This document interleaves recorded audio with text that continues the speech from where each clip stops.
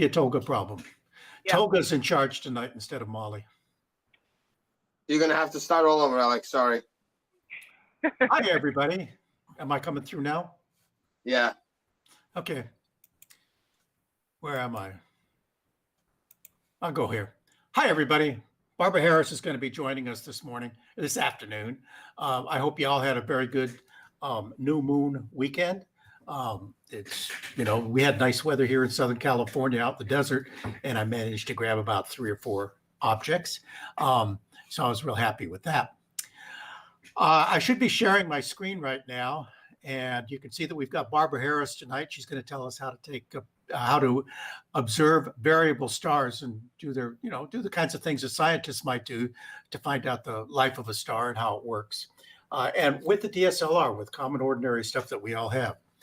Amy Astro's coming in next week to tell us about assembling the imaging train. And then Alistair Simon is going to be talking about wide field mosaics. November 8th, we've already gotten calendar into November, and I'm glad for that. Space Sciences Telescope Institute, the guys that do the Hubble, Dave Pasquale is going to come and show us about some of his pretty pictures. And, if anybody's got pretty pictures, he's got some pretty pictures. Also very scientific pictures and various other things. But Joe Pasquale will be here on November 8th. And then Ray's astrophotography, one of our very own. Ray's astrophotography. He's probably over there in the YouTube comments section right now. He's going to be telling about some things that he learned taking pictures during the Marge opposition during 2020. We've got some other people that have told us that they're committing, but they haven't told us the date, including some people from NASA and some other things. Bob Buckheim will be back with us. He was here 3-4 years ago telling us about how to do science and astroimaging, but he's got some new information and maybe, I don't know. I don't want to give away what he might be talking about, but he's got some cool stuff. And since we are coming up on the holidays, I'll remind you that we've got a couple of days here where we're going to be taking off. Usually we take off one someday during the holidays, but because of the way the schedule is this year, we're going to take both weeks off. I hope you take that time to check into all things that you've already been showing on your programs, all the YouTube programs we've already done.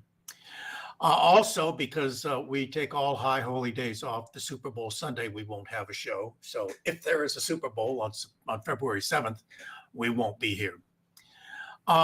Ray is here, and I'm proud of the fact that Ray, who's one of us, meaning he's part of the club. He talks over there, visits with us every Sunday afternoon. He's going to be telling us about what he's learned from the Mars opposition. And he got here to us by hitting on the contact button here and telling us his name and his email, and then just telling us that he had some stuff that he thinks that would be a good contribution and that everybody could learn from. And that's, folks, is how the astroimaging channel is supposed to work. So I'd highly recommend that you do something to think of something that you can tell other people about. Now, don't think that it has to be something that nobody has ever heard about and nobody knows about, something brand new. It could be something very basic. Some of our most interesting shows have been from people who just wanted to show a little bit of what they've already learned. Okay. We do ask that, you have some presentation skills, but nothing magic. Anybody who can run a computer just gets on with us and shares their screen and off they go. Anyway, that's for that. And let's see, what else did I want to say? I guess what I want to say is I want to stop sharing.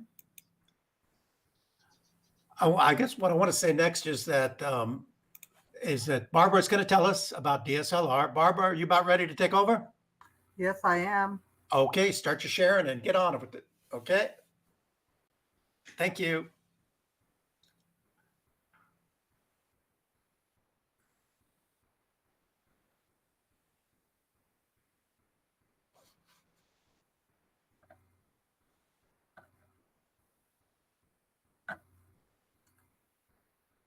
Good evening, everyone. I would like to thank the Astroimaging channel for inviting me to give this talk. And a little bit about me. I'm a physician by trade. Unfortunately, I'm a retired physician forced to retire because of medical reasons. And like they say, when one door closes, another one opens. So even though I was devastated that I had to stop practicing medicine, it did give me an opportunity to do more with astronomy.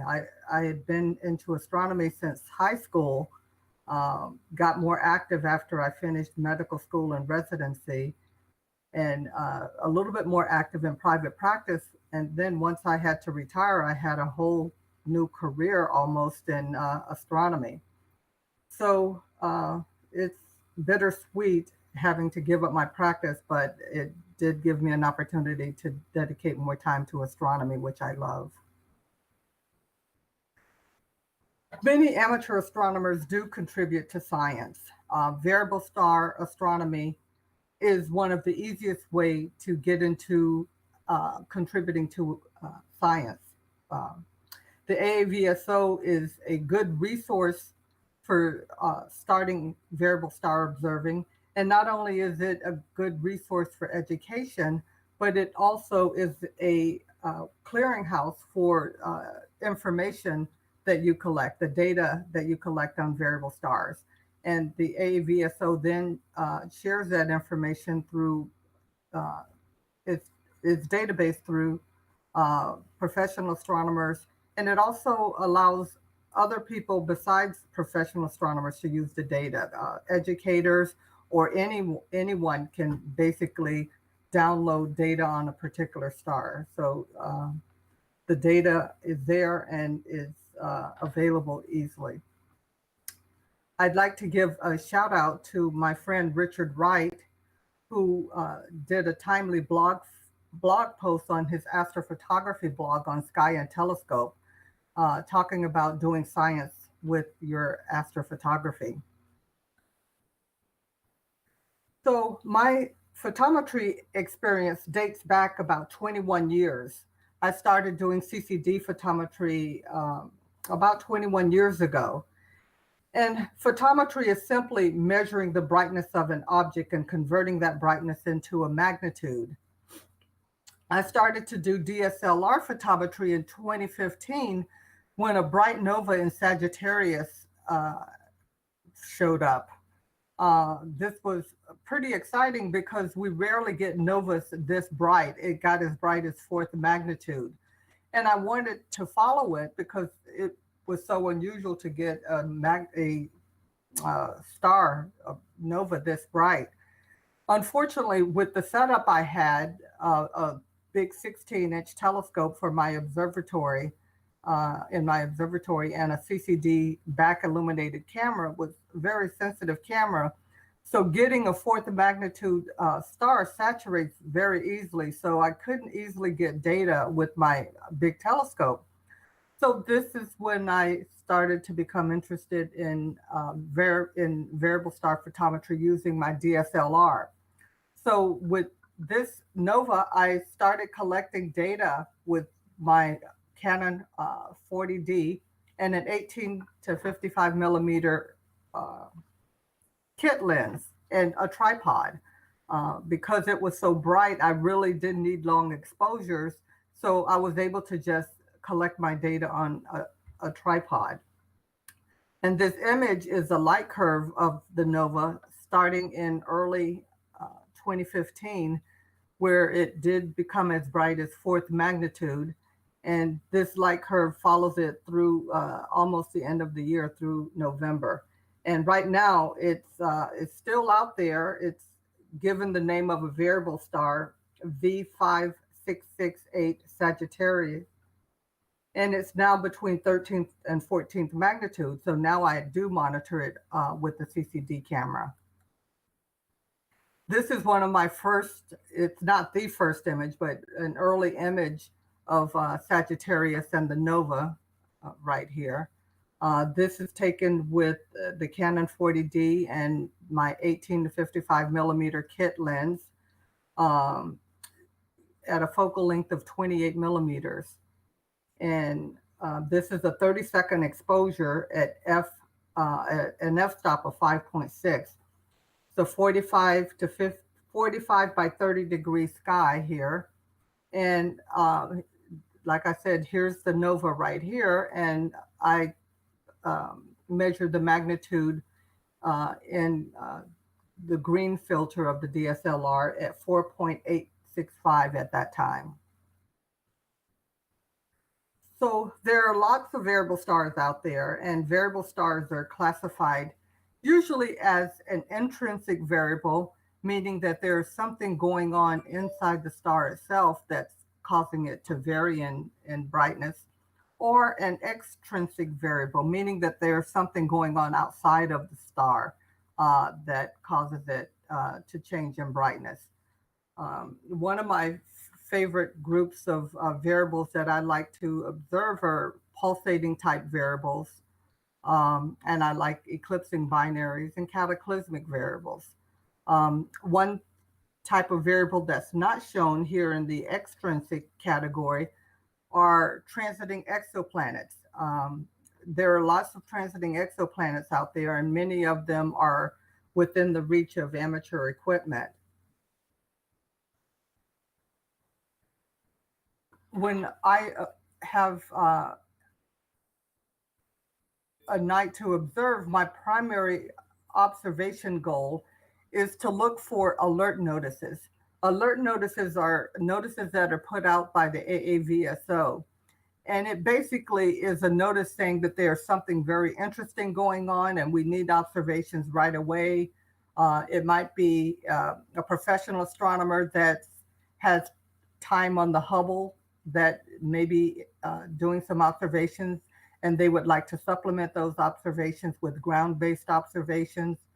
So usually my primary target every night is to look for alert notices where observations are needed right away. And this alert notice was back in early January, and it was the alert notice telling us that Betelgeuse was doing a lot of dimming, some unusual dimming, dimmer than it normally does. And Betelgeuse is a variable star. That's always been known, and it goes through cycles of brightening and dimming.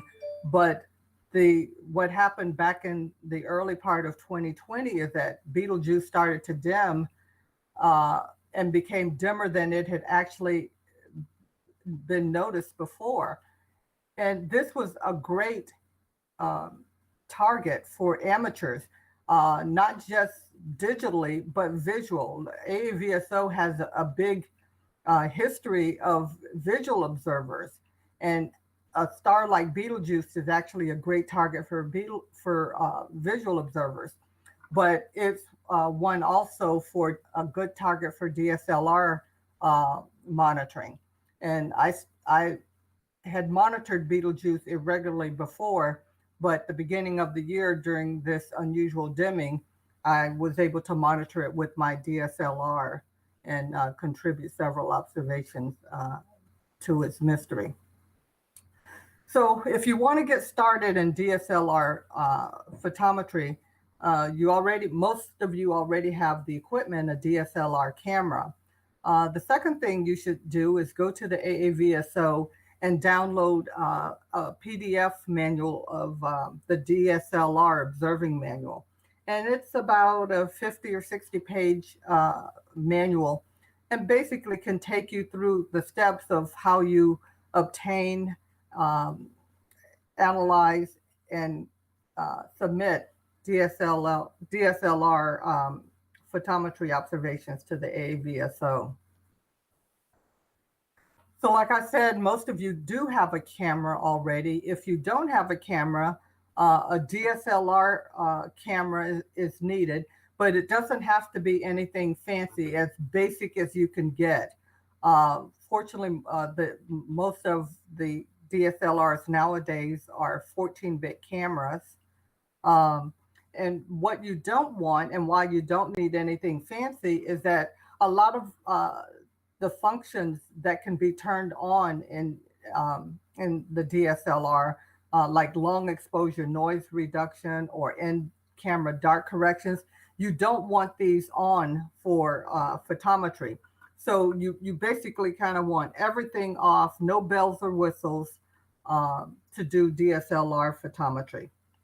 The older DSLR cameras are 12-bit cameras, and you can still do photometry with those. It's just that you're going to have a narrower dynamic range with those cameras compared to the 14-bit camera. So now that you have your camera, you have to decide what to attach to your camera, either a lens or a telescope. The lens has the advantage in that it gives you a very large field of view. And this is necessary for bright stars like Betelgeuse, because when you're doing photometry, you're measuring the brightness of your target star based on the magnitude of comparison stars in the same field. So those comparison stars need to be close in magnitude to your target. So with the brighter the star, the larger field of view you need, because it's easier to find stars that are comparable to your target in a large field of view.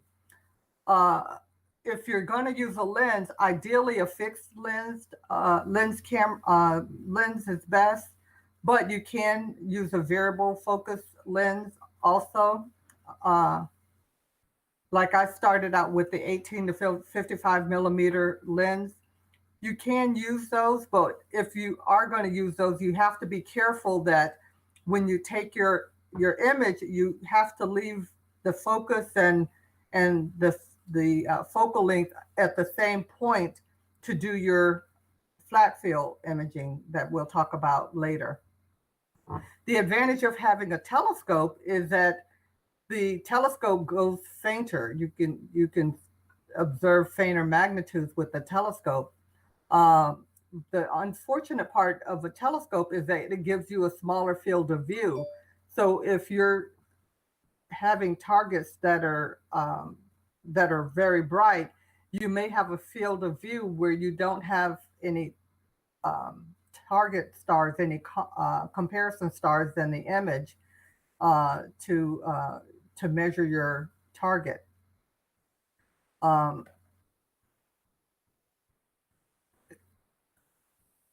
So like I said, I started out with a DSLR and a lens on a tripod. And that was great for that particular target that I was measuring at the time, because it was 4th magnitude. I didn't need long exposure, so I didn't have to worry about tracking. So this setup is an ideal setup for a bright star. And even though I have other, like a telescope to use as tracking or a tracking mount, when I was monitoring Betelgeuse earlier in the year, most of the time I just took out my camera and a lens on a tripod, because it was easier, a lot more portable, and you can just plop it out there, get your images, and you were back in the house within 10 minutes because it was so bright and I didn't need to track. So if you're going to track, if you're going to have observations that are longer than about 30 seconds, it's good to track your camera.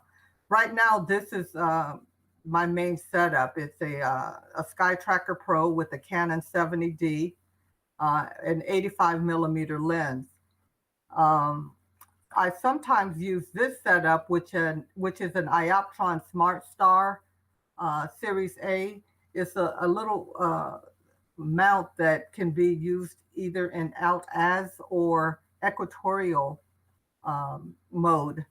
And I like this because it has a little keypad with a pretty good database in it. And what's also good about it is that it has a user-defined database where I've entered most of my common variable stars that I observe. And it's very lightweight. It has a GPS in it. It quickly polar aligns, and you're taking images in no time. Also, you can use an AC adapter with it, but you could also run the mount off of 8 AA batteries. If you have a telescope already set up and you're using a camera and lens, you can mount it on your telescope and track that way. So I'm going to talk about the DSLR workflow, like how do you start, what order do you do the steps in, and all the way to the end as far as submitting your results to the AAVSO. First, we're going to talk about capturing the image. Then we're going to talk about image calibration with flat field, dark field, and bias correction. And when we're doing photometry, we're taking an image of the star, and like with CCD photometry, we're taking it through a particular image. So when we're reporting a magnitude, we're reporting it through a particular color. In CCD, we're using what's called the V filter, which is equivalent to the green RGB filter, or red photometric or blue photometric filters. Now with DSLRs, they have an RGB color to the chip, but they're not photometric colors. So we'll talk about how we deal with that later. And so when we take our image, we have to extract the color channels and work with the color image to do our photometry. And then we'll talk about submitting our results to the AAVSO. And I have the image calibration step with an asterisk. And that's because depending on your software, that step may be number 3. So it may be necessary, depending on what software you're using, to extract the color channels in your science image, also extract the color channels in your calibration images, and then calibrate them. But the programs that I've been working with, it's always image calibration first, and then you extract your color channels to do photometry. One of the things that I recommend is to know your camera. I think it's important if you're doing just regular astrophotography also, but especially if you're doing science. And with the DSLR, 2 of the things that you should know about your camera is the linearity of your camera. Photometry works with a CCD or a DSLR because it has a chip in it where there's a linear response up to a certain point. And by linear response, I mean that a certain number of photons that hit that chip is going to cause a certain an increase in the ADU value. And that relationship is throughout the up to the full well capacity of the camera for most cameras. But it's a good idea to test that. And my graph on the left basically shows my linearity testing of my Canon 70D, where I've taken exposures, increased exposures at a certain time with the light remaining stable. And I measured the mean ADU value of the light at that particular exposure. And I made a graph that charts the exposure versus the ADU value. And you can see that there's a linear response to the Canon 70D all the way up to a little bit below 14,000. And so as long as I'm doing photometry on stars that are below the brightness of 14,000 ADU, then I'm going to be safe. I can safely measure that star. But if that star is saturated, it's going to measure almost 14,000, and that's not going to be adequate for evaluation. So one of the things we're going to talk about when we're taking our image is you got to make sure that your star isn't saturated. The other thing you should know before going out and doing photometry is that with a CCD camera, it usually has a set gain to it. And that's the gain for that camera. With the DSLR camera, the gain depends on what ISO level you're using. And so there is an appendix in the DSLR manual that tells you how to measure all of these things here in the chart that I have. The gain, the readout noise, the dark current. So at ISO 100, the gain of the camera is 2.24. And one reason we do this exercise is that for photometry, ideally you should use the ISO setting that gives you a gain that's close to 1. So in this example, my Canon 70D is best to operate at ISO 200 because the gain at ISO 200 is 1.07. So usually you're going to work with ISO levels between 1 and 800. When most people do this exercise, they're going to find their gain closest to 1 somewhere in this level. Usually it's actually going to be between 100 and 400. You're rarely going to use 800 ISO setting in photometry. So like I said, in this example, this is my Canon 70D where an ISO of 200 gives me the gain closest to 1. But I also do photometry with a refractor, and that camera, ISO 400, has the gain that's closest to 1. So these are exercises that is a good idea to do and know your camera before you go out and start doing images.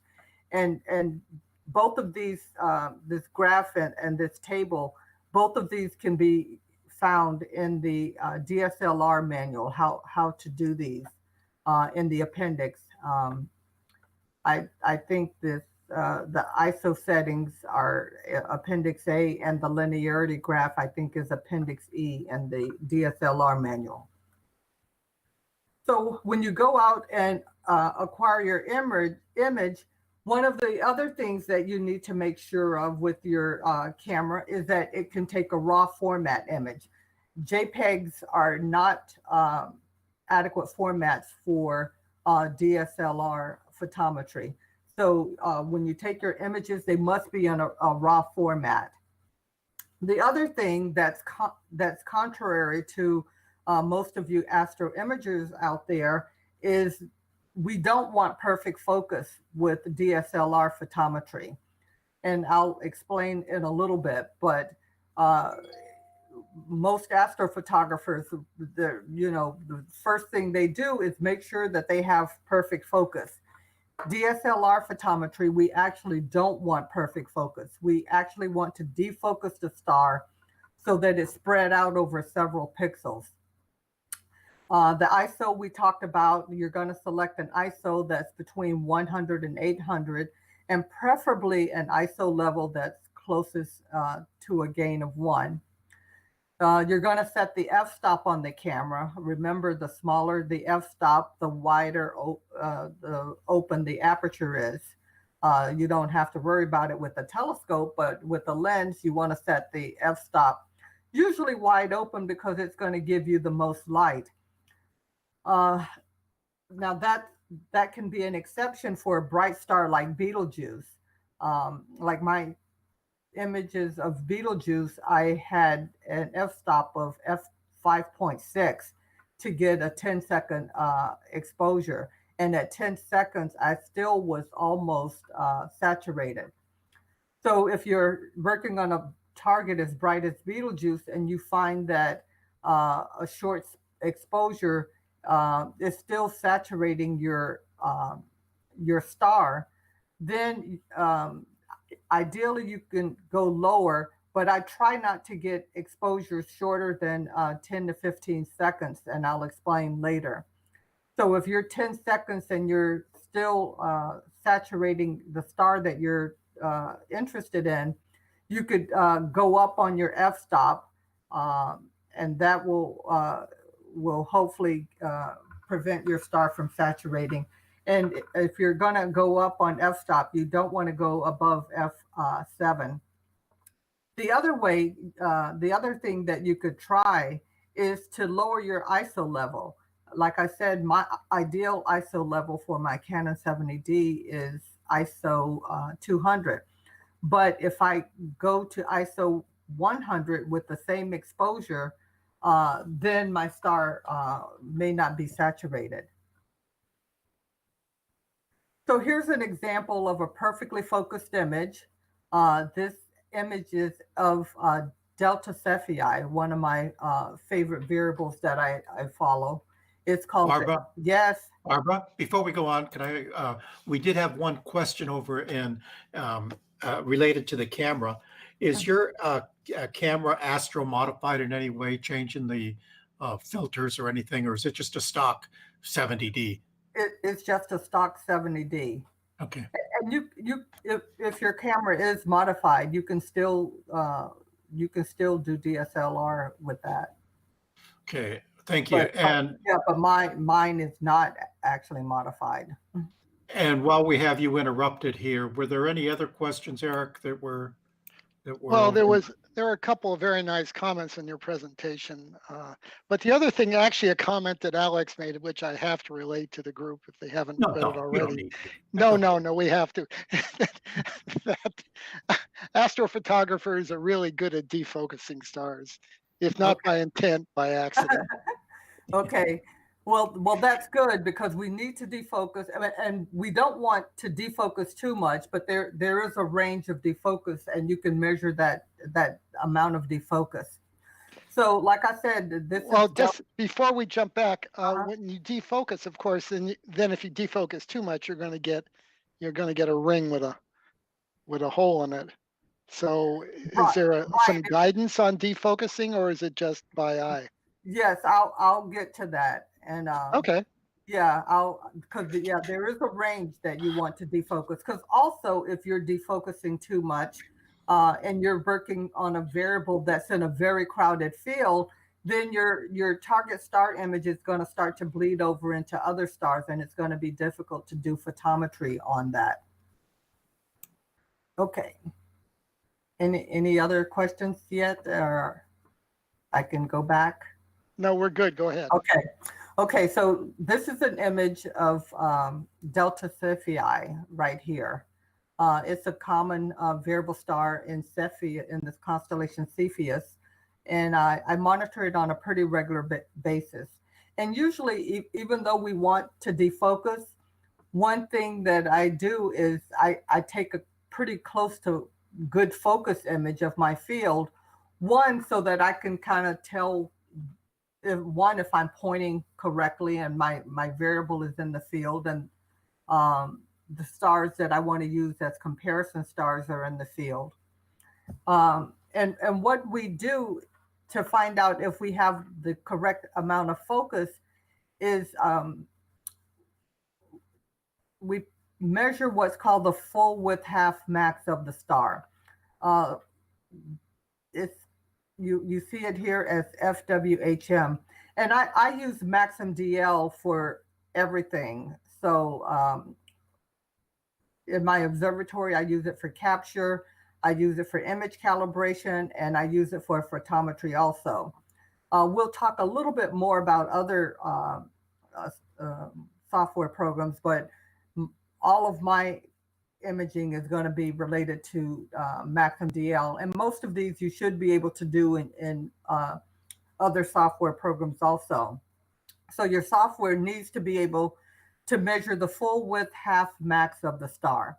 And the full width half max, for those who don't understand, is actually a measurement of how wide your star is at half of its maximum brightness. And it's measured in pixels.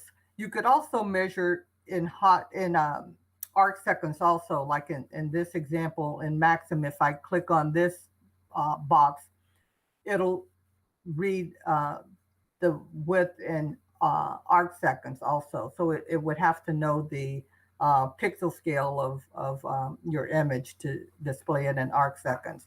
But we want to know what the width is in pixels. So in this well-focused image, it has the rings around delta Cephei, and it's measuring 2.979 pixels. So this is a good focused image of delta Cephei. So this is what we're looking for when we're doing DSLR photometry. This is basically the same field. This is delta Cephei. And notice that the full width half max is 11.091. And the ideal full width half max is going to be anywhere, the minimum is going to be 8. The maximum that you could get away with is probably 30. And even that is way too big, where you're going to start running into other stars. And one of the biggest problems of having it too defocused is that some software programs, when they're doing photometry, is that they use plate solving to identify your target variable and your comparison stars. The more defocused you are, the harder it is to plate solve. So you don't want to defocus too much. So ideally, I like to try to use the bare minimum of defocusing, and that's a full width half max of 8 pixels. I have done photometry on some that are a little bit more defocused, like a full width max of 5, and seem to get pretty decent photometry with that. So if you've taken all of your images and you found that you're not defocused enough, 5 or 6, I've done photometry and still look like legitimate photometry. So that's one of the main things when capturing your image. The other thing you need to look for, let me go back. Besides focus, you also want to make sure that that when you take your image, that you haven't overexposed. Like you're going to look at your values here and make sure that they're below 13,000. So like the median of this of delta Cephei is 2,079. So we're well below saturation for this star. And not only do you want to make sure that your target is not saturating, that it's below the saturation level of your camera, but you also want to kind of get an idea of what comparison stars you're going to use in the field of view, and make sure those stars aren't saturated also. So usually when I go out, I kind of have an idea of what comparison stars I'm going to use to determine the magnitude of my variable. And so when I check the full width half max of my variable, and the saturation, make sure that it's not saturated. And I also do this for my comparison stars in the field. So the next step after you've captured your image and you've made sure that it's an adequate full width half max, you've also made sure that you haven't saturated your star. And the other thing I didn't mention also is not only do you want to make sure that your image isn't saturated, but you also want to make sure that you have enough signal in your image that your target star has a good signal to noise ratio. Like your software package should be able to measure the signal to noise ratio of your star. And usually I go for a minimum of a signal to noise ratio of 100 to make sure that you have good sampling of your target star. So capturing let's review, you want to make sure that you're defocused enough, but not too much. And you want to make sure that you have a good signal to noise ratio of your target star, but you want to make sure that it's not saturated. So those are the key points for your image before you go in and finish your science images and start doing calibration images. So doing pretty picture after photography, some people usually don't do complete calibration. They might dark subtract their images, but they don't always flat fill their image. It's important in science images to do full calibration with bias, dark, and flat fill frames. The bias frames you're going to take at the shortest possible exposure of your camera. And for most cameras, it's going to be either 1/4,000th of a second or 1/8,000th of a second. Both of my cameras, my Canon cameras, the shortest exposure is 1/8,000th of a second. Bias, you want to take a minimum of at least 16, combine average or median combined into a master bias. And you want to take your bias frames at the same ISO settings as your science images. The dark frames also, you want to take at the exact same settings as your science image. Like if your images were 30 seconds, you want to do 30-second dark frames. You also want to leave everything else the same as far as the ISO and the f-stop. In CCD, it's with dark frames, you can scale your dark frames, but in DSLR, especially since the temperature is not regulated, it's important to try to take the dark frames as close to the time of the science frames, your light frames, as possible. And you want to take a minimum of 16, and I usually median combine them into one master dark frame. The flat frames are what most people have a problem with. It scares a lot of people, but they can easily be done. Basically, what you want to do to get a decent flat frame is take an image of an evenly illuminated source, and that reveals artifacts and asymmetries like vignetting in your camera's optical setup. So for my DSLR, I actually use this EL panel, an electroluminescent panel from Gerd Newman, and it's called an Aurora flat field panel. They come in different sizes. I use this particular one for my lens and my 80 millimeter refractor. So what I don't like about this particular light source is that it has one light source. You can't vary the light source. So I usually shoot for flat frames that are about 2 seconds long, and you want to do an exposure so that it's long enough that it doesn't saturate your camera. I usually go for DSLR about 2/3 of saturation.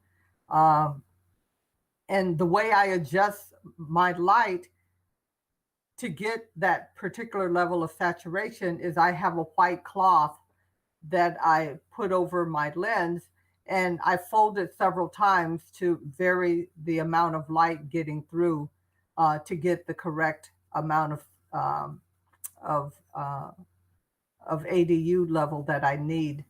And like I said, I usually I try to do about 10,000 ADU flats, and I like my exposure to be about 2 seconds. You can go lower, you can go higher.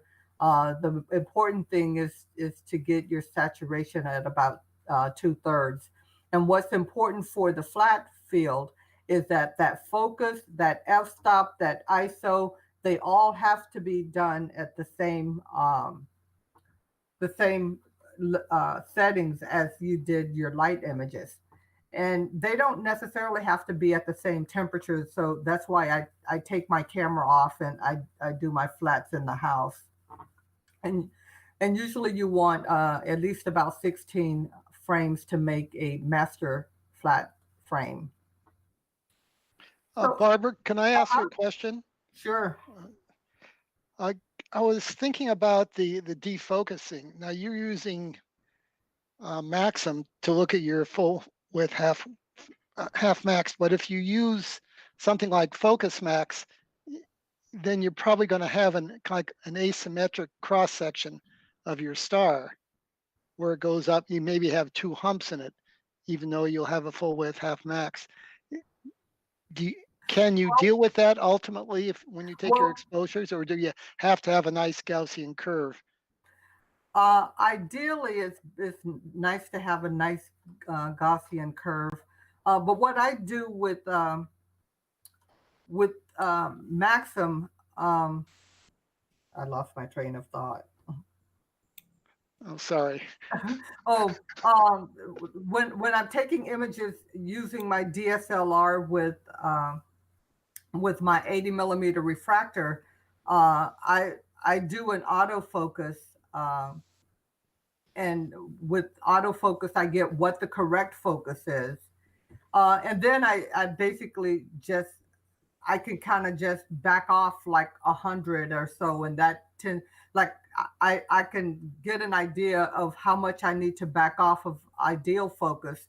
That's going to give me, like I said, I always shoot for like the minimum amount of defocus of about 8.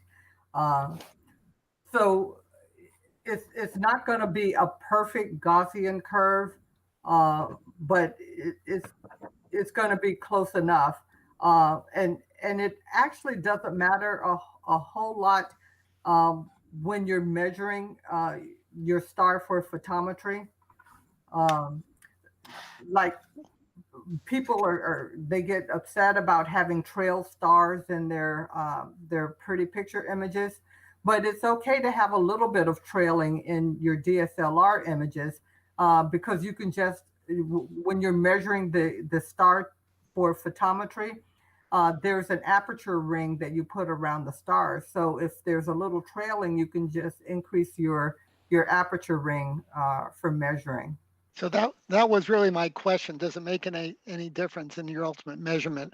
And I guess the answer is no. No, because Okay. because when you're doing photometry, you basically can adjust the size of your measuring aperture. Okay. Barbara, we had another question come up on calibration frames. Specifically, Glenn is asking about flat frames. Probably the same question applies to your bias and darks. How often do you refresh them? You don't have to take a new set every night, do you? I usually do about once a week, and sometimes once every 2 weeks. And like I said, it depends also. Like if the night before my targets were at 15 seconds, but the next night I'm at 30 seconds, then I have to at least do 30-second darks, because you can't scale dark frames in DSLR as well as you can in CCD imaging.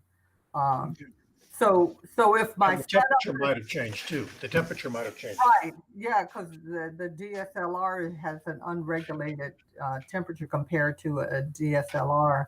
I mean, compared to a CCD. So usually I at least do a set of dark frames from night to night. But flats, I'll go a week or so, and bias you can go a while also. But I don't, and also I'm not doing photometry every night with DSLR. Like I think it may have been 2 weeks ago that I last did DSLR photometry. So next time I go out, I'm going to be doing a complete set. And actually, once you get used to it, it doesn't take a long time. Once you start getting into the habit of doing them, it doesn't take a long time. It actually, what takes the longest amount of time is the computing time to get master flats and master darks and master biases, because DSLR images are very large images, and to work on that many images and to get a master bias, master dark, and master flat, it takes a lot of computing, and it takes a long time to get those done. So it takes more computing time than actually collecting the images. Okay, thank you. I think we're finished with questions over here now. Okay, so as most of you know, the DSLR CMOS sensor basically is what's called a Bayer array. And what it does is it has particular color filters over each pixel. So there's a blue filter over blue color over one filter, green over another one, and red over another pixel. And for every blue and red filter, there are usually 2 green filters. So when we're doing photometry, we don't do it on our raw image. We actually have to extract the color channels and do the photometry on that particular color image. And you can do photometry on blue, green, and red, but mostly I do photometry on the green filter in the DSLR image. And mainly this is why. When we're doing photometry with our CCD, we're doing it with what are called photometric filters. And the most common are the V filter, which is equivalent to the wavelength of the green channel, or a blue photometric filter and red photometric filter. If you look at the top wavelength response of the photometric filter and compare them to the DSLR blue, green, and R response, they don't quite fit. The closest is green. The peak wavelength of green is pretty similar to the pink wavelength of the photometric V filter. But if you look at the blue doesn't match up at all. The red, the peak is pretty similar, but the photometric filter, the band width of the photometric filter is significantly larger than the DSLR red filter. So usually when I'm doing DSLR photometry, I'm only extracting the green channel, the green filter, and I'm working on the images of just the green channel. Some people still will do blue and R magnitudes, but I think there's just too much of a difference between the blue and red color filters compared to the blue and red photometric filters. Now, there is a little bit more detailed process that you can do once you get your magnitude that can actually transform these observations of just the blue, green, and R filters into the photometric band passes of this photometric system is called the Johnson-Cousins system. So it takes a little bit more work, but if you want to be a little bit more scientific, you can transform these color magnitudes into the photometric color magnitudes. So this is another graph that basically shows you the response of the green channel that comes out of your DSLR, and this is the little dotted line here. So this is the response of your green channel, and this inside dashed line is the V-band photometric filter that we do when we're doing CCD images. We use this V-band. So they're pretty similar as far as peak, but the width is a little different, but they're very, very close in peak brightness. So this is an example of a Bayer array. there are 2 green filters for every red and blue filter. So if I'm interested in the green channel, what I do is I take my raw image, and you need to have software that can extract each color channel that you're interested in. So since there are 2 green channels for every 4-segment pixel section, I usually extract both of the green channels, and I average the 2 green images together to get one tricolor green image.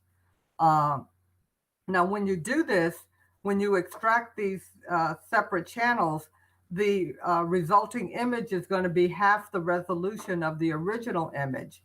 And that can be annoying, especially when you're working with a lens, because with my Canon 70D and my 85 millimeter lens, it has a pixel scale of 10 arc seconds per pixel. So if you extract these separate color channels, the pixel scale is going to be 20 arc seconds per pixel. So the pixels, the stars become very, very tiny. And it becomes annoying to work with an image like that. One other piece of that's what I do with Maxim. In AIP for Windows, when you're doing photometry and extracting the color channels, they don't extract the color channels. What they do is they do a debayering or demosaicing of the image to get a color image, and then they separate that color image into an R, G, and B image. And when they do that, they have a resulting image that's the same size as the original image. And that's better instead of working with these very tiny stars. They use an interpolation method called bilinear. And if you're going to do that, if you're going to convert your raw image to a color image, there are different interpolation methods.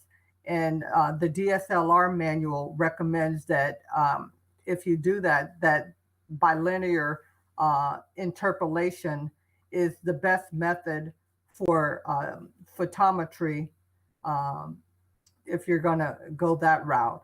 And lately I've started to go that route because I like working with the bigger stars instead of having the real tiny stars with the when you extract the color channels first. So like I said, Maxim is a software that I'm used to working with. And what's loaded here is the raw image right out of the camera before it's calibrated. What you would do is go to the color menu, and there's an option for extract the Bayer plane. And what I do is I take the original raw image and I extract the color. I extract channel 2 because I know for my camera, that channel is a green channel. And then I save that as a tricolor green image. And then I open the same raw image and I extract the plane 3 from the raw image. And I save that as a tricolor image. Now, the reason that Maxim doesn't have it labeled RGGB is that every camera is different, and you have to determine what the Bayer plane array is for your camera. For me, 1 is red, 2 is green, 3 is green, and 4 is blue. So that's why it's labeled in numbers and not RGGB.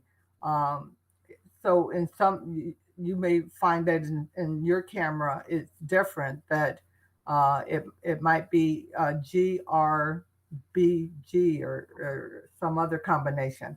So you need to find out what the Bayer plane array pattern is for your camera, so that you know that you're extracting the correct color channel.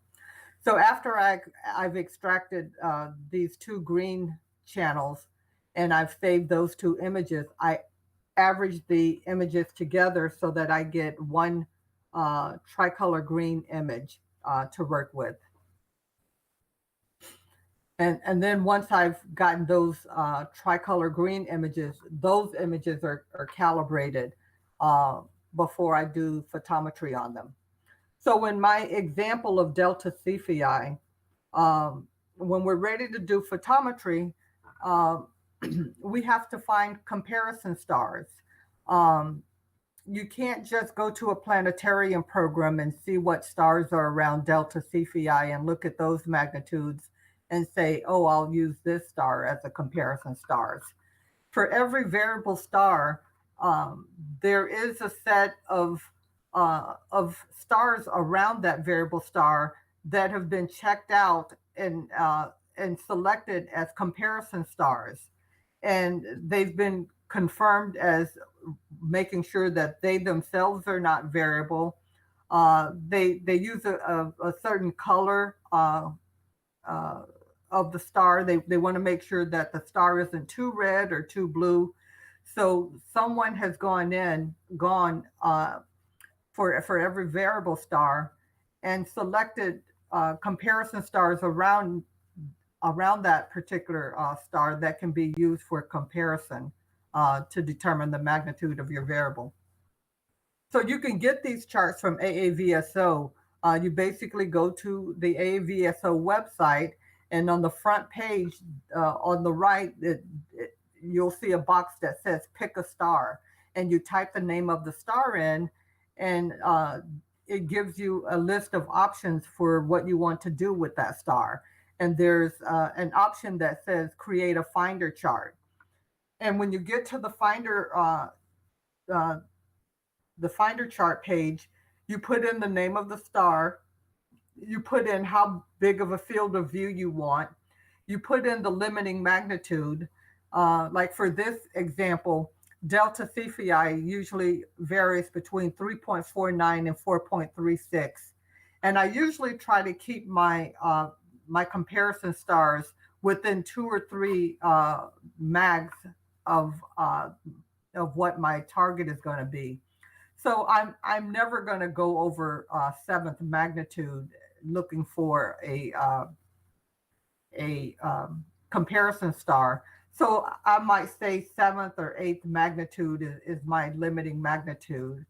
So in this particular example, I have a field of view of 10 degrees. And that's because with my 85 millimeter lens with my Canon 70, it gives me a field of view of 10 by 15 degrees. So I usually go with the smaller field of view chart because ideally I want to select comparison stars that are closest to my variable. I ideally don't want to go all the way out here. So you want to try to stick with comparison stars closest to your variable. So here I've selected a chart that I've printed out.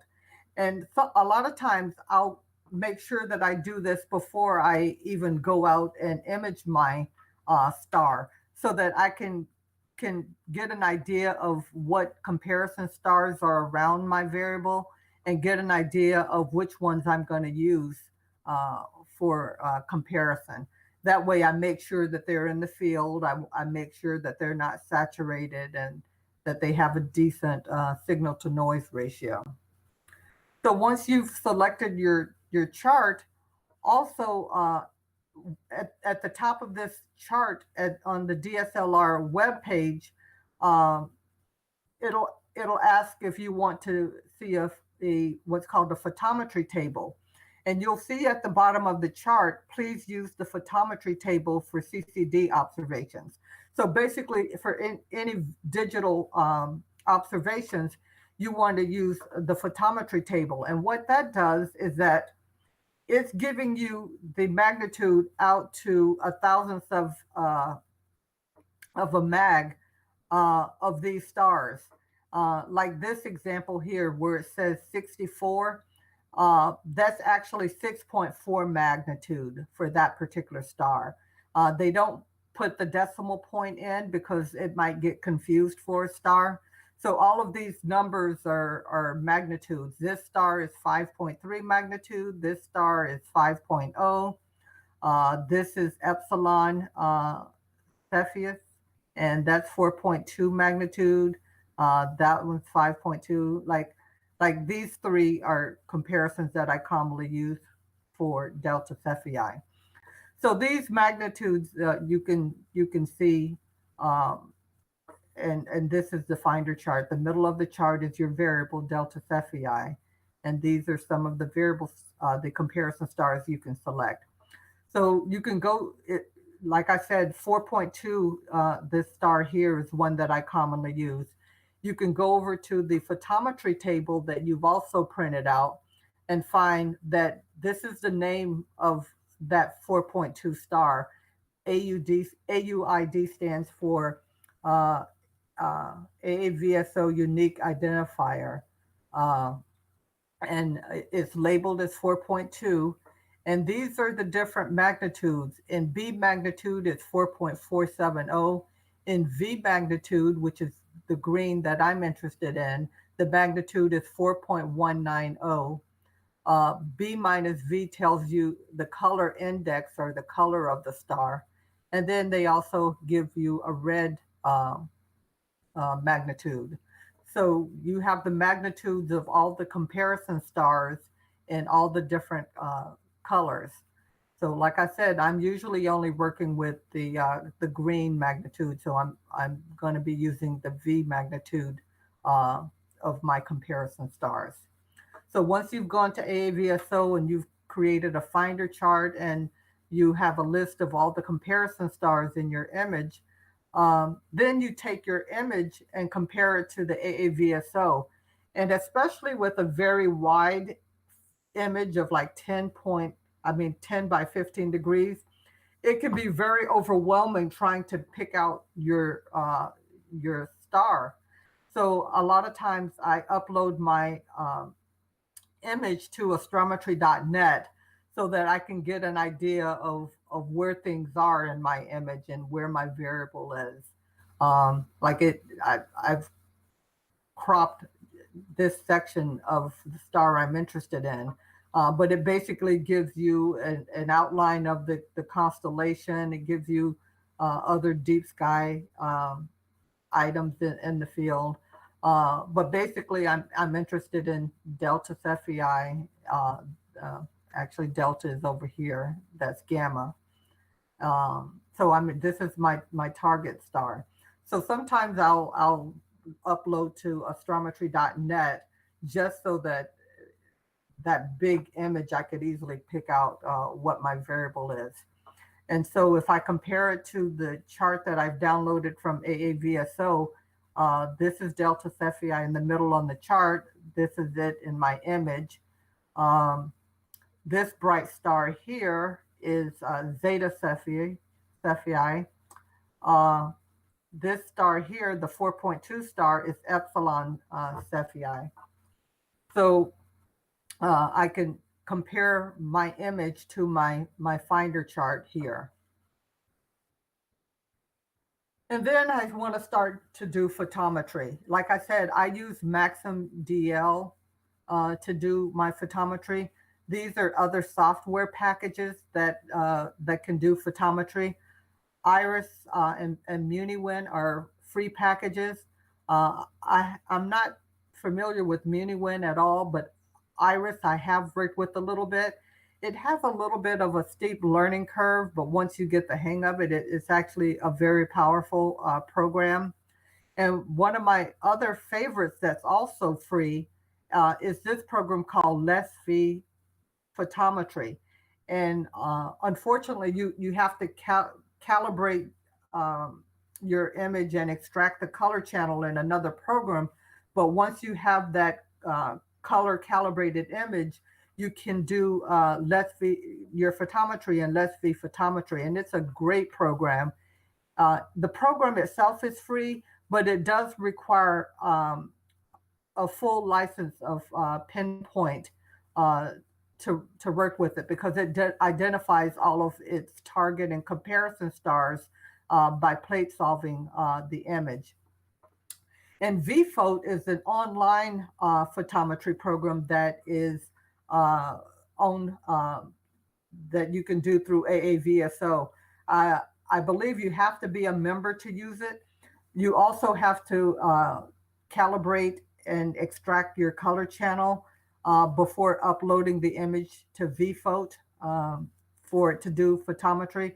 And it also has to be able to plate solve your image to do photometry. And that's why I say you want to do the minimum amount of defocus, because the more defocusing you do, you'll find that the image is a lot harder to plate solve. And especially if it's a very large field of view, like a 10 by 15 degree image. So an image that big, it can be difficult to plate solve. With Maxim, I don't have to worry about plate solve. Also, AIP for win is the same, because instead of plate solving to identify your comparison stars and your target, you're basically clicking on the target and comparison star in the image. So you have to make sure you know what your target is in the image and that you're clicking on the correct star. So this is Maxim.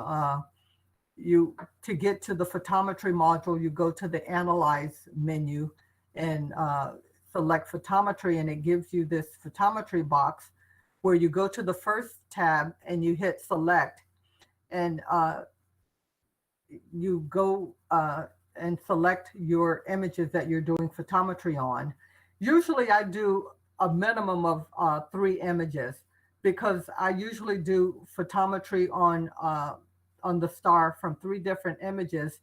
And when I get the magnitude of what that star is in all 3 images, I report the magnitude as an average of those 3 images. So I do a minimum of 3 images, and I do photometry on all 3 of those images. And when I report it, I'm reporting one as one image that I've averaged the magnitude to get the final magnitude. So in this example, what I've done is I've selected my target. I basically click on one image that I'm going to use as the image that I identify my target stars in. So this is Delta Cephei in the image. If I right click on it, I basically tell Maxim that this is the target image. And then I type in the name of that target. And then I use this 4.2 mag star as my comparison star. And so I right click on that and I tell Maxim that that's a reference star, and I type in the name. This is the unique identifier for that particular star. And with Maxim photometry and with AAVSO, they require at least one comparison star, but you could actually click on several of these stars that are comparison stars in your image and use them as comparison stars and do something that's called ensemble photometry. So what it's doing is that it's measuring the target magnitude against every comparison star that you select. And then at the end, it comes up with one average magnitude that it's determined from getting the magnitude from every comparison star that you've used. So basically what I'm simplifying here by only using one, I'm saying this is my reference star. So what this aperture does is that it measures the amount of starlight in that inner aperture. And it measures the amount of light, and actually you have a little bit of background sky in there also. So it's measuring the total ADU from that particular aperture. And it's saying that, okay, this has an amount of, let's say 100. And then what it does is that it measures the variable by measuring the amount of light in its inner aperture. And suppose the variable is, it has a reading of an amount of 50. And so by comparing those two different areas of light in the aperture of each star, it can, and knowing the magnitude of this star, it can assign a magnitude of your variable star. Now, AAVSO and Maxim also requires a check star. A check star is a star that you select in the image that is basically labeled as one of the comparison stars in the image, but you're telling it that it's a check star. And what it does is that it's a test to make sure that your comparison star is not a variable. So you need to have a check star in every image, because over time we find that some of these comparison stars that have been selected, they actually start to vary, and we have to take it out of the running. So that's one reason why you do a check star. It checks to make sure that your comparison star is not variable. So when you have selected a minimum of your target star, your comparison star, and a check star, then you click on graph, and it will give you a graph of what the magnitudes are. And one thing I didn't mention, there's a match tab here. And what this does is that it gives you an option to tell Maxim how to identify these particular stars in the other images that you have here. And the selection that I use is called auto star matching, where once I've selected these, it will look at the other images and look for the same star pattern to be able to identify the comparison star and the and your target star. So you click on graph and you get a graph of your magnitudes. So this is image 1, this is image 2, and this is image 3 of the magnitude of delta Cephei. And I've labeled these. It doesn't come out labeled, but I've labeled it so that you can see which line is our target and our comp and our check star. So once you have your graph, at the bottom there's an option to save AAVSO, and you click on that, and it saves the magnitudes that you've determined as a text file. And you can submit that text file directly to AAVSO. So there's a particular format that they require. And many software programs, they have the option of saving your data in the AAVSO format, and you just upload that directly to AAVSO. So when I selected Save AAVSO, this is the file that I got. It's a simple text file. And this is the data that it's giving me. The type here is the type of file, and it's called the extended AAVSO file format. So that's what that means. OBS code is an observation code that you need to obtain from AAVSO if you're going to start submitting data. So my observation code is HBB. It also tells AAVSO what software I was using and what version. It tells AAVSO how the data is delimited, and for Maxim, it's usually delimited by comma. And it also gives you the observation type. Now, in Maxim and many other software, they're going to spit out CCD as the observation type. So you can just go and edit the file and put DSLR as your observation type. So what the information is spitting out is that it gives you the name of your variable star, delta Cephei. The next, after the next comma, it's giving you the Julian date of the observation. And this is the magnitude that it measured. In the first image, it measured it at 4.054 mag. The second image, it measured it at 4.035. And the third image, it measured delta Cephei at 4.041. This is the error that of the observation that the program has calculated. TG means tricolor green. That's the type of filter I was using for this observation. The next comma item is no, and that means no for transformation. And transformation is a way of transforming this tricolor green into a photometric green. And there's an extensive way of doing that. But no, I'm not transforming it. So I'm leaving that as no, and I'm leaving this as tricolor green. The STD stands for standardized magnitude that you're obtaining. CMAG is CNAME is the name of the comparison star name.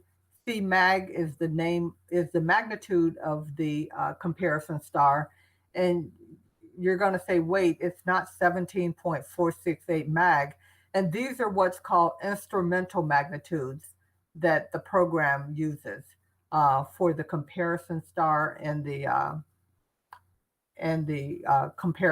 comparison and the check star. They use what's called instrumental magnitudes, so don't get too scared by these two numbers. What's important with these two numbers is not necessarily what the number is, but if you look at your comparison star of 4.2 mag, and my check star, I think I used 5.2 mag, the difference between these two instrumental mags should equal the same or pretty close to the difference between that 4.2 and 5.2 magnitude. So it should be pretty close to 1. This particular item is necessary, and this is called the chart number. And it's the chart number is the photometry table data that I was using to obtain the check and comparison star magnitude. And like I said, what I do is I report one magnitude. So I have a program that AAVSO makes called Boxer. You just upload this file and you tell it how many observations you want it to average. I tell it I want it to average 3 observations. So it gives me another file. Let's go back. It gives me another file that's basically one observation with this particular mag, which is the magnitude of these 3 observations. And so this is the file that I'm going to submit to AAVSO. So this is their website, the main AAVSO website. If you go to the data tab and then go down to web obs, that means web observations, it gets you to this window. And then you select upload a file of observations. And I click on that and it asks me to go to my computer to click on the file that I'm going to upload. And it sends it directly to the AAVSO. Also on the same page, it gives you the option, instead of uploading a file, you can manually enter the observation data into the AAVSO database. So you put in if you're signed into the website, your observer code is already known. You put in the star identifier, the magnitude error. You select the filter. I'm going to select tricolor green. The chart ID is the photometry table ID that I got from my table from AAVSO. It also allows you to put in comments, like B, if you can check B if the moon was close by. B means brightness. So if the moon was close by, you can check that. U means that there might have been some high clouds, or there was smoke or haze in the air, in the sky. So if you click on more help, it'll tell you what each of these comment codes. And you don't have to click on any, but if you do have some of those things, you can check those comment codes. And then here you put in your comparison star label and what the comparison star magnitude was. You put in your check star label and what the check star magnitude was.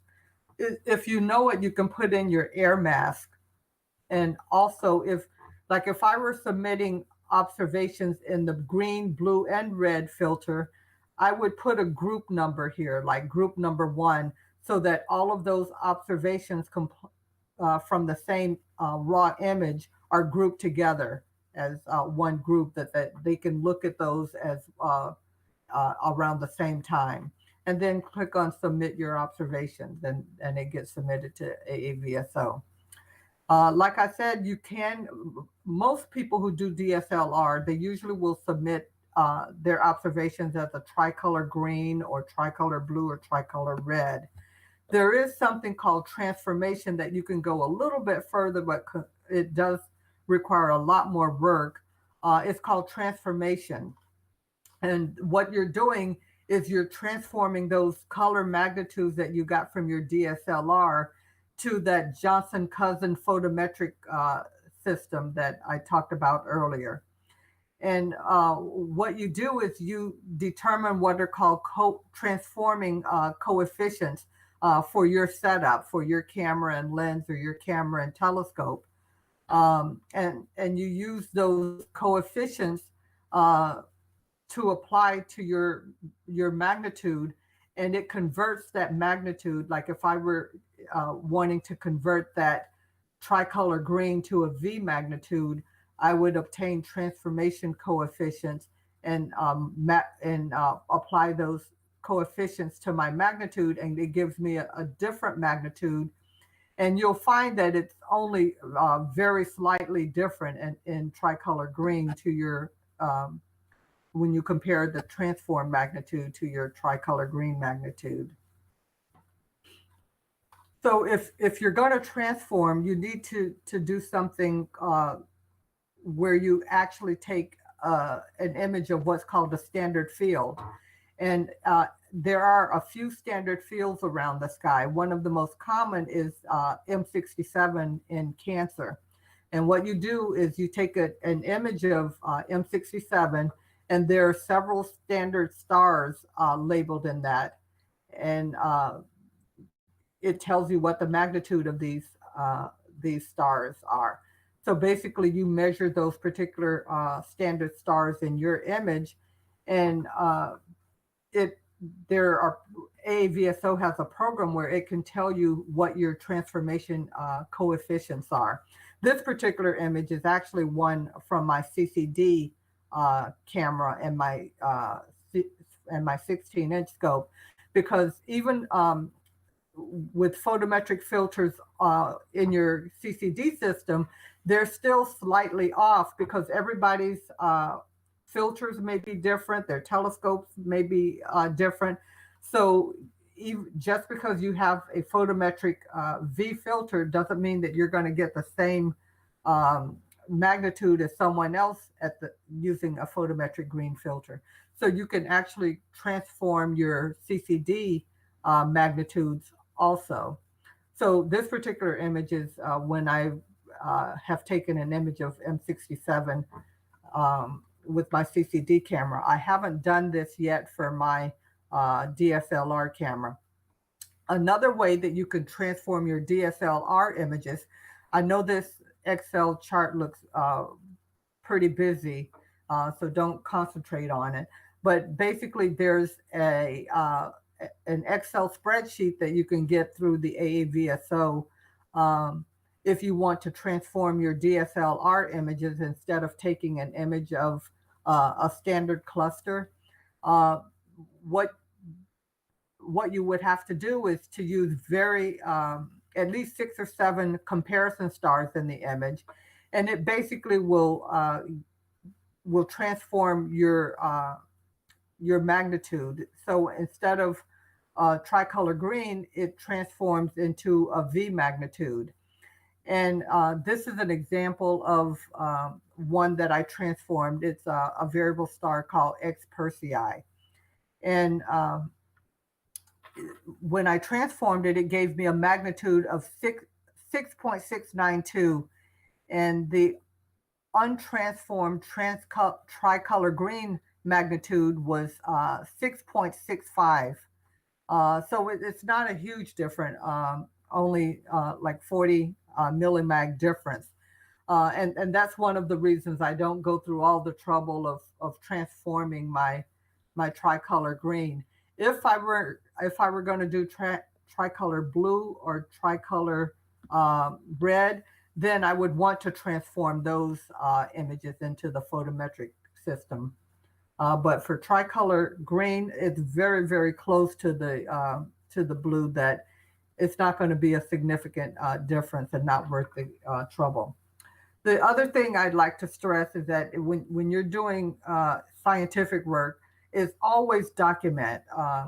Like I keep a journal. I have a yearly journal for my observations, and every time I'm collecting data, I put the date, what universal time I'm starting my observations. I try to put conditions like the temperature, the pressure, humidity. I usually try to document what system I'm using with telescope, camera, and then I put the data that I'm collecting. Sometimes also I'll note why I'm observing that particular variable star. Like I might put a note that says, I'm observing this because of alert notice number so-and-so, number 690. This is why I'm observing this variable star. So besides the DSLR manual that you can get from the AAVSO, it's also a good idea to download the CCD photometry guide and even the manual for visual observing, especially if you're new to variable star observing, and you can get a lot of information from all of these guides for when you're ready to do photometry. These are some books that I recommend. I love Richard Berry and James Burnell's AIP for Windows book. And not only is it a good book, it's good software also. I like Robert Buchheim's book, The Sky is Your Laboratory, because not only does it talk about photometry and variable stars, but it gives you an idea of other science projects that you can work on. Same with Gerald Hubble's scientific astrophotography book. You can get ideas of other scientific projects that you can do. And I like David Levy's Observing Variable Stars. It's a good book for if you know nothing about variable stars. It's mainly geared toward visual variable star observing, but it basically gives you a basic understanding of variable stars. It gives you some targets that you might be interested in by season. So it's a good book if you know nothing about variable stars and just to kind of get an introduction to variable stars. So this is one of my favorite quotes. It's by Leslie Peltier. And the quote goes, "I feel it is my duty to warn others that they approach the observing of variable stars with the utmost caution. It is easy to become an addict, and as usual, the longer the indulgence is continued, the more difficult it becomes to make a clean break and go back to a normal life." Leslie Peltier was noted by Harlow Shapley to be the world's most experienced amateur astronomer. And this is his book that's one of my favorites called Starlight Nights and the Adventures of a Stargazer. And I've read it a ton of times. And It's something I would recommend, especially if you do become hooked on variable star observing. And Sammy joins me in saying thank you and good night. Any other questions?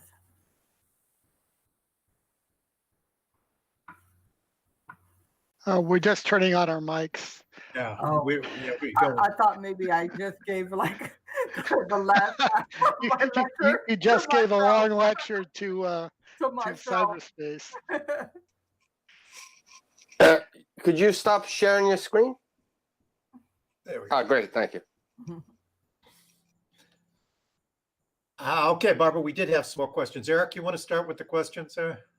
Yeah, I'm kind of backed up a little bit, but do you want to make some overall comments about, I don't want to say what the purpose is, but what's the big picture in analyzing variable stars?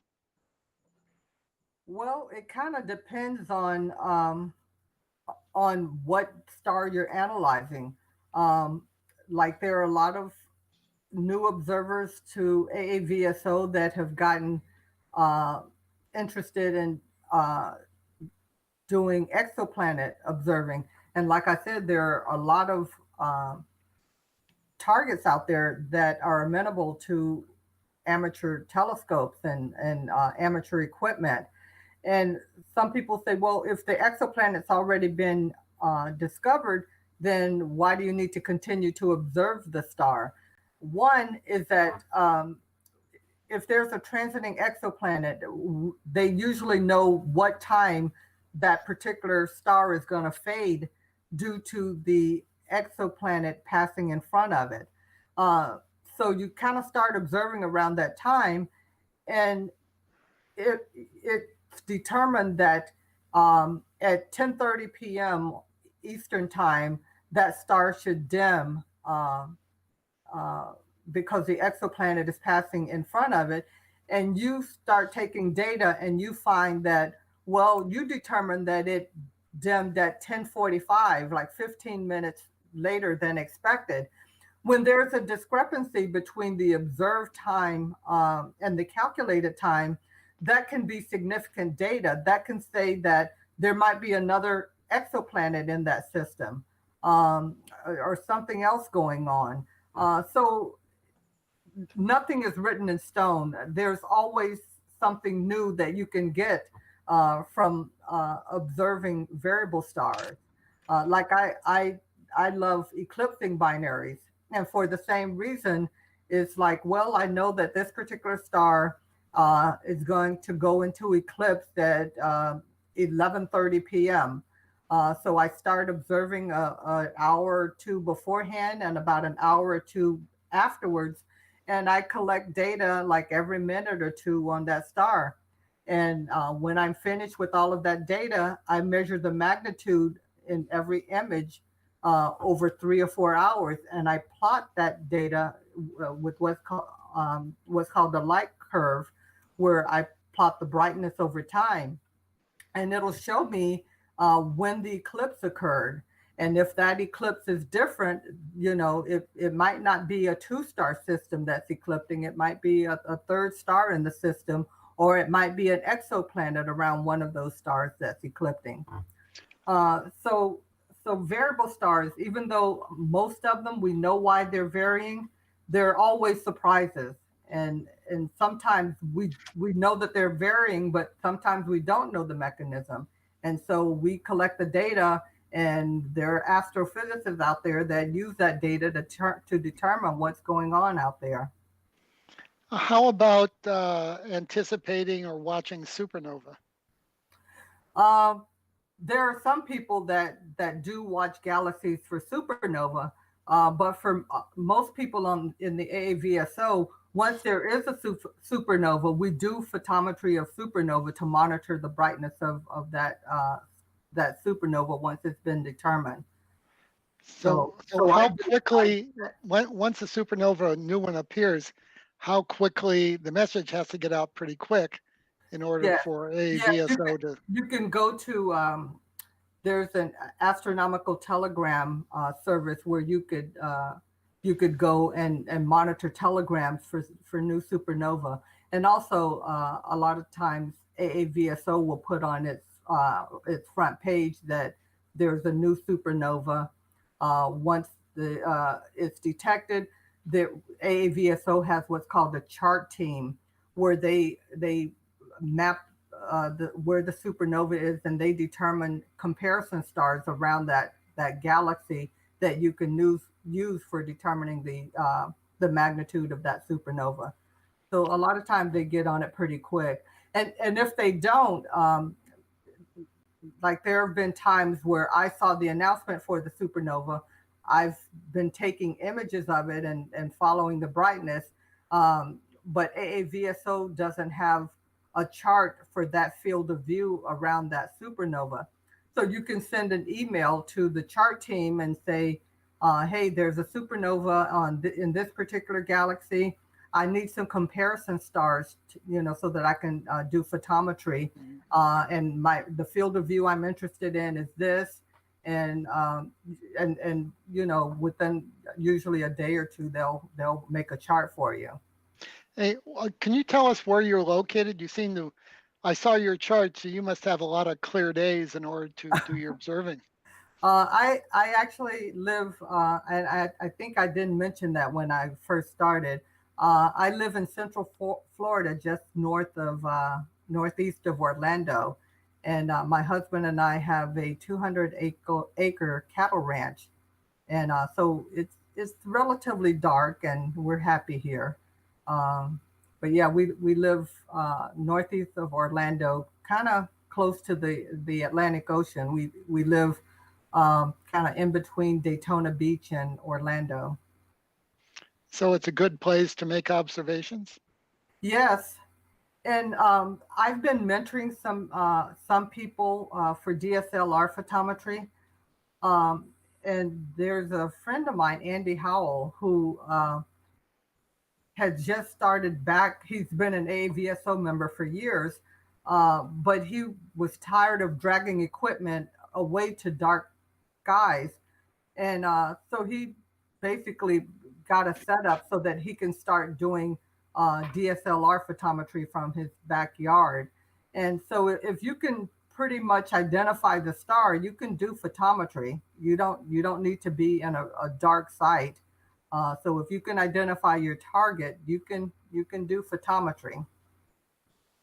Barbara, we've got some questions that have been hanging around over in the chat area. Patrick wants to know, when he's doing flats, should he be checking his histogram? What's your recommended histogram for a flat? You don't necessarily need to check the histogram. Mainly, you need to just check whether you're saturated and what your ADU level is. Like I said, I usually shoot for my DSLR an ADU level of about 10,000. Okay. So yeah, so as long as my ADU level is about that, then I'm happy. And where we go? Who's the next person here? Trevor, question. If you've got you were talking about DSLRs, but there are one-shot color cameras too, CMOS color cameras. Yeah. They could be doing the same kind of thing, couldn't they? Theoretically, yes. And then report those. You'll have to extract those color channels and do photometry on those color channels, and then report them as tricolor. Like there's a list of filters that AAVSO tells you have to report your images in. Like there are some people that do photometry without any filters, CCD without any filters at all, and mostly they don't approve of that. But if you're mainly interested in a timing phenomenon, like the timing of an eclipse, the magnitude of the object isn't as much of a concern. So those observations you can do without filters. And when they're reported as what's called CV, meaning a clear filter, and they use the comparison star magnitude of the V filter. So you'll see it reported as CV. but in general, the majority of the observations are reported as a filter. So you'll report it as tricolor green, tricolor red, or tricolor blue. If they're photometric filters, it's it'll just say B, R, or V. And like Right. for my photometric filters on the observatory computer, I also have an infrared. So I have BVRI filters for my photometric filters. Mike Freeberg is asking if you have an astro modified camera, will that match the R photometric filter better? I haven't had a lot of evidence of it. I would have to see. The way to test it is to do the photometry in the red image that comes out of the camera, and then transform that image to see how the magnitudes compare. So I'm not sure. Okay. And Mike is one of the guys that I'm mentoring also. And that's a plug that I would like to give to AAVSO. You don't have to be a member to submit observations to AAVSO, but I would encourage you to become a member, because there are a lot of perks that come with being a member. And one of them is that if you're getting started in a program like this, you can ask for a mentor. And I mentor CCD and DSLR. I'm one of the DSLR mentors, and I have about 5 or 6 now that I'm mentoring. And they also have what are called choice courses, and they're about 4-week online courses for different topics. There's a CCD choice course. There's a DSLR choice course also that I've taught twice, but it hasn't been given in over a year because I've had trouble giving the course, and we haven't had any other volunteers that have stepped up to give the DSLR choice course. But I do mentor DSLR. Well, I'm sure that you can post a link to this particular show and people will be able to use that as somewhat of an education, because you've done a marvelous job of explaining all this already. Well, I apologize for going so long, but Ray and John and Chandrasekhar Nori had a conversation among themselves, but I think you've answered the question already. It's as a bunch of people contribute these observations, what you're doing is making a light curve to show how a star is varying over time. correct. Yes. Go ahead. Yes, they use everybody's observations to look at, and in fact, one of the things that you can do is like I told you on the front page of AAVSO, where you type in the name of the star, and then instead of selecting print a chart, you can say let me see a light curve for this star, and then you tell it, I want to see a light curve for this star for the last 2 years. And so it'll plot the observations of everybody's observation of that star for the last 2 years. And you could also highlight your observations. It's like, okay, plot a light curve for the last 2 years for Delta Cephei, and I want to highlight my observations. And you can see where your observations fall in that light curve to make sure that they're in line with other observations. And I'm also on a team in AAVSO that kind of verifies observations. Where we do that, we go and look at light curves, and we see that, oh, this person's observation really stands off from everybody else's observations of around the same time. And then they kind of notify that person to say, hey, your observation's a little bit, off compared to the other observations of that time. Maybe you want to look over your data again. And it's they don't mean it to be mean, but they want accurate data, but also they want to help you. If you've done something wrong, it's educational to find out why your observation isn't jiving with other observers at the same time. I'm going to ask you a question. Chandrasekhar Nori is the source of this question. He asks, how do you distinguish between exoplanets and the star itself going through a brightness cycle due to gravitation, thermodynamics, whatever? And you could probably expand that to how do you tell it's in a stage of supernova or decaying from or That, whatever. that's what the astrophysicists are for, is Okay. to try to look at the data and try to determine what's going on. Because like you may have a star that has an exoplanet around it, and it is not dimming at the time that you thought it was. And they have to try to figure out, okay, well, why isn't it dimming at the time that we predicted? And it's up to them to try, the astrophysicists, to try to figure it out. And it could be like there may be a solar flare on that particular star. Like other stars do have flares just like our sun.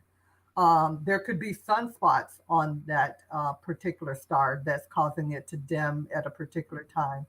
So there's a ton of things that I can't explain, but that's why we collect the data and we leave it for someone else to try to explain it.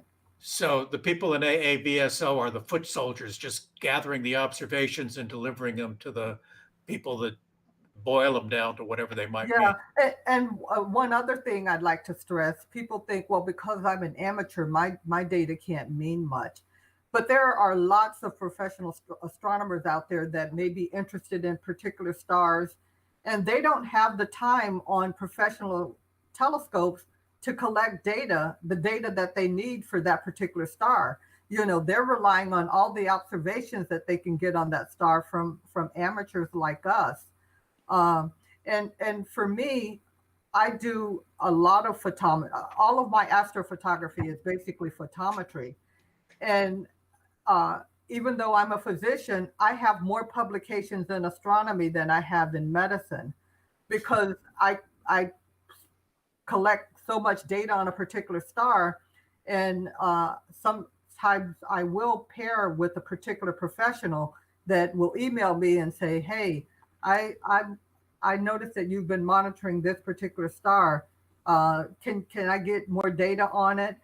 And if you give a certain amount of data and they publish a paper on that, you're going to be included on that paper. So I have several publications, variable star publications, because they've used my data to determine, you know, to write up their ideas of what's going on with that star. And I think this is the last question there's a lot of comments about the quality of the presentation, and thank you for doing it. But Patrick Kavanaugh has asked, this is probably the last question we're going to be asking for the evening. We've covered DSLR photometry and CCD photometry, but my question is, can we use CMOS cameras to do photometry? I don't understand that question, because Actually, CMOS and CCD. That's actually a good question, and there's a forum on AAVSO that basically talks about the difference between CMOS, these new CMOS cameras, and CCDs, because a lot of the CCD the factories, the chips, are being discontinued. So in the future, we're going to have fewer CCD cameras and more CMOS cameras. And there are differences in the photometry, doing photometry with a CMOS camera versus a CCD. Also, during this COVID lockdown, AAVSO have been doing several Saturday webinars of different topics. And one of the webinars has been CMOS versus CCD cameras. So whoever had the question, if they go to the AAVSO website, YouTube channel, they can find the discussion that we had a few months ago, the webinar on CMOS versus CCD. So the techniques may differ a little bit, but basically either a CCD sensor or a CMOS sensor gathers light. Right. The photometry itself, doing the photometry, is actually the same. Is what's coming out of the camera. Like with the CMOS cameras, you can adjust the gain on them compared to a CCD camera. So there are some things that you need to know about your CMOS camera compared to your CCD camera when doing photometry. Okay. But at the end of the day, what comes out, you know, is an image that you have to worry about whether it's saturated or not, and whether you have a good signal to noise ratio to adequately sample the star. That's going to be the same. Yeah. So the basic question of can you or can you not? Yes. So yes, you can. It's actually more has to do with your specific CMOS chip or a specific CCD chip that may or may not be able to do something because Correct. it might have like a too much of a anti-blooming gate feature, or it may not be linear to a certain amount. Your specific CMOS camera or a CCD camera, but there's nothing intrinsic about a CMOS or a CCD. Correct. Well, another way of thinking of this is, remember, Leslie Peltier was doing it without either. You know, and we were doing it with film for quite some time. We're doing it with eyeballs. Yeah, all The of his basic idea of visual. comparing it to other stars and reporting what you see in comparison is the same. Have we lost our sound? No, we're good. Okay. I can hear. I think it's time to call it a night with a great big thank you for Barbara for giving us the show, telling us as much as she could as on all that stuff. It was good. Thank you very much. Next week we'll be back with Amy telling us about how to put together an imaging train. If you have more questions, please go ahead and send them in to either us at the astroimagingchannel.org or Barbara, you've got contact information on the AAVSO website, don't you? Actually, I'm not sure. Okay. If our audience has a question and they send it to us, we can forward it to you. Yes, or if there's a way of putting my email address out there, I'd be happy to answer questions individually. We'll have Molly and you communicate, and we can make a comment on that later. Okay. Okay. Molly knows how to get a hold of you real well. Yeah, and Barbara, you can stay on after the stream ends, and if you want to chit chat with us as well. Okay. Okay, folks. It's time to go. We're gonna miss you. Toga, you're in charge. Take us out. Good night, everybody. Toga, thanks for getting us through today. I mean, we're gonna have you do this once a month just so you remember how to do Yeah, things. just to keep me in shape. Yeah. Don't laugh, Molly. That's not funny. Molly. All right. Good night, everybody. Good night. Good night. Good night. Good night.